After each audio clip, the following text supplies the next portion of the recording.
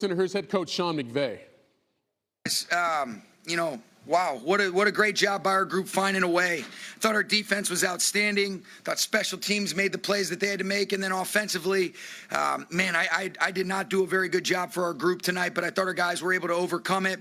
I thought we were able to be at our best in the most important moments, be able to string together some drives, but you give them credit. I thought Coach Allen and those guys did a good job. The weather was a factor just for both teams in terms of just being able to throw and catch. You guys could see that, but the way that game went into overtime, I just love this resilience and the resolve of this group where, man, we start off, you feel like you're getting a little bit of momentum. I make a terrible 3rd down and 1 call. No excuse for that. Should have used the timeout. They did a good job of having a good call on there, and then we got to punt it out.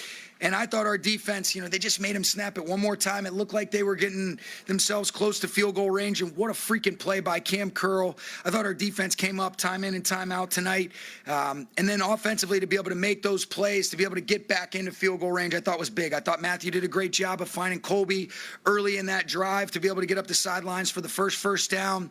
Devontae makes an unbelievable catch on the sideline. And then I thought the 3rd and 6 conversion that Nakua had, we took the timeout, didn't like the look. Matthew finds him, and he's so strong, and then we were able to get a few more yards, and then Mevis punches it in, and so hell of a deal right there. But a lot of that we can learn from. I'm just really proud of this football team and the resolve. It's served us well.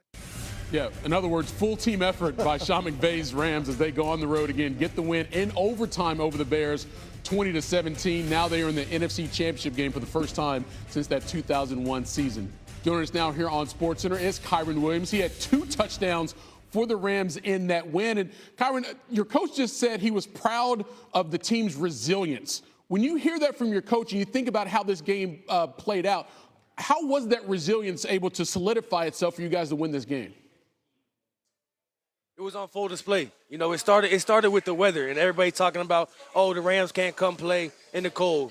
And then we went into overtime, and then we had to continue to keep showing and fighting through that adversity and that resilience to show, man, we really built for anything that comes our way.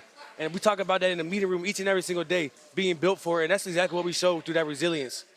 As a fan watching the game, Kyren, the emotions going back and forth were immense. And I didn't really care who won the game, all due respect. Yeah. But I wonder from your standpoint, you go up, you have a chance to win, and then Caleb Williams makes that ridiculous throw that sent it to overtime. How are you guys absorbing all that emotion?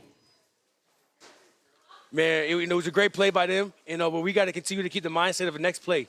If we got the opportunity to go out there and continue to keep playing ball and continue to keep going and win this game like the opportunity presented it for itself today, we just got to continue to keep believing and going to the next play. He made a great play and allowed them to be in the game, but we just continue to keep knowing who we are, believing in ourselves, and just continue to keep going to that next play. Yeah, when you guys got to overtime, there was a huge play by your defense to give you the ball back, and you guys go down and score. Yeah. And Tim Hasselbeck and I were talking about the influence that Matthew Stafford can have in that moment. Give us an idea how that manifests itself for the rest of you guys when you know that your guy has been there before and he's likely to do it again. Yeah. Man, it creates a belief amongst the whole squad.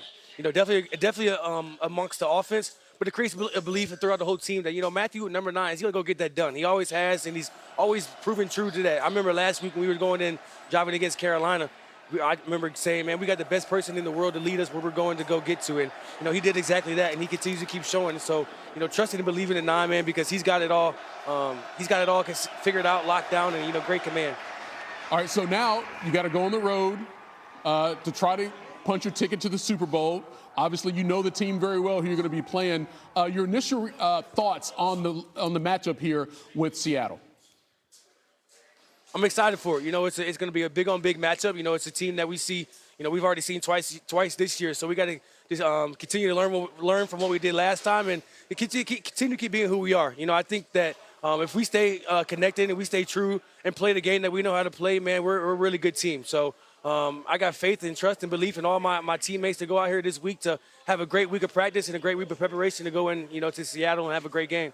Hey, have game, will travel could be the motto for this squad right now. You got 2 wins on the road. You got to go do it again for a 3rd time to get to the Super Bowl. But that one would be in California if you can get that win. Kyren, appreciate the time, man. Congratulations.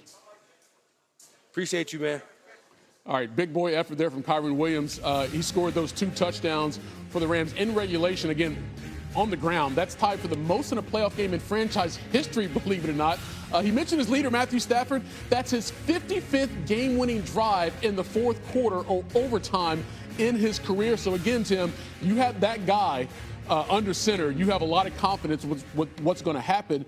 But let's go back to that defense, though, because they made a play to get him the ball so he could go win the game. Yeah, and, you hear Sean McVay talking about it in the play that he made. It's really a remarkable defensive play with some miscommunication by the offense. When you look at what Chicago's trying to do, they're going to chip the edge rushers with a tight end in the back. And they're doing that because, obviously, the Rams have tremendous edge rushers. They were giving them trouble most of the night. Now, Burden is going to run an isolation route to Caleb Williams' right. And the receivers to the left that you can't see, you're going to have a clear out, and then you're going to have kind of a deep over concept whose angle, is going to be able to adjust. And so as we play it forward and you give it a stop right here, you get to see what Caleb Williams is doing. He is looking initially in this direction. That's his initial eye focus. Now, when you look at it, you can just see, how Burden is getting jammed up. And so as he gets jammed up, you're going to see Caleb Williams come off of it. So right at this point, because of the underneath coverage is depth, the ball probably, if you're not being aggressive, should come to the flat right there. But instead, Caleb gets his eyes back to the middle of the field. And with a middle of the field safety, he's thinking, okay, this inside clear route should pull it out. And now this over route, I can throw across the field. Now, the angle of the over route, I think, is what gets distorted because as you stop it right here as he's getting ready to throw the football, you can see that curl is already getting ready to drive on that route. So if a guy's going to drive on the route, then this ball needs to be really flattened, and you're just going to see the angle that Moore takes is not the angle that Caleb Williams is thinking he's going to take. That's why Curl's able to cut him off. So, listen, it's a huge play of the game. And I do think this, just even hearing McVay talk, hearing Kyren Williams talk. Yeah, Stafford gives hope to the offense when you get the ball back in that moment. I think there's an element, too, in terms of having leadership and experience that transcends just one side of the football. Right. That the defense is like, no, you know what? Like, yeah, there was a 3-and-out, but if we get a stop here, we're okay. Like, we're in this fight here. And when you have that, Cam Curl steps up and makes a play like that. And give them credit as well, because even before they got to that play, there were a couple of huge fourth downs that they stopped the Bears on that kept them in the lead, and here we are. They're going to the NFC Championship game. We're going to hear from Caleb Williams when we return here on SportsCenter. Those one-on-one situations that Indiana constantly wins. So I think run the ball, stop the run with your front four, and you'll have a great chance. Yeah, and I'm going to expand on the defensive line and the way they play for Miami.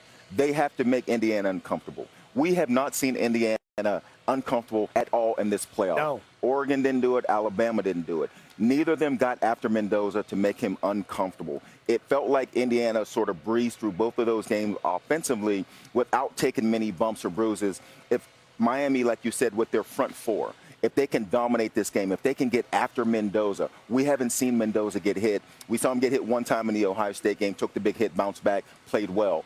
In this game against Miami, they have to consistently, with Bain Jr., with Messidor, with Blake Moten, and those guys on the inside, they have to get after Mendoza, make him uncomfortable, and dominate this game. So it sounds like for both of you that we'll talk about the offense here in a second, but the tone setter is the defense now because of Indiana's not cakewalk because they've earned this point, but they've beaten everyone that's come in front of them comfortably. And they've gotten off the fast starts. Yeah. They haven't been behind. Yeah. So we haven't seen them. Now, we've seen them in the regular season. They had to come back and beat Penn State at the end. They had to come back and beat Ohio State at the end of that game. Well, not come back, but find a way to win at the end. But we have not seen them uncomfortable in this playoff.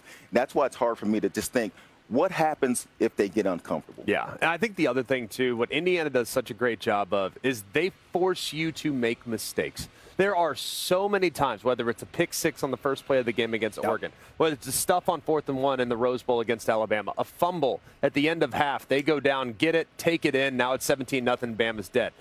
You cannot make mistakes against this bunch. Doesn't mean you need to be conservative, doesn't mean you need to play scared or play to avoid the mistake.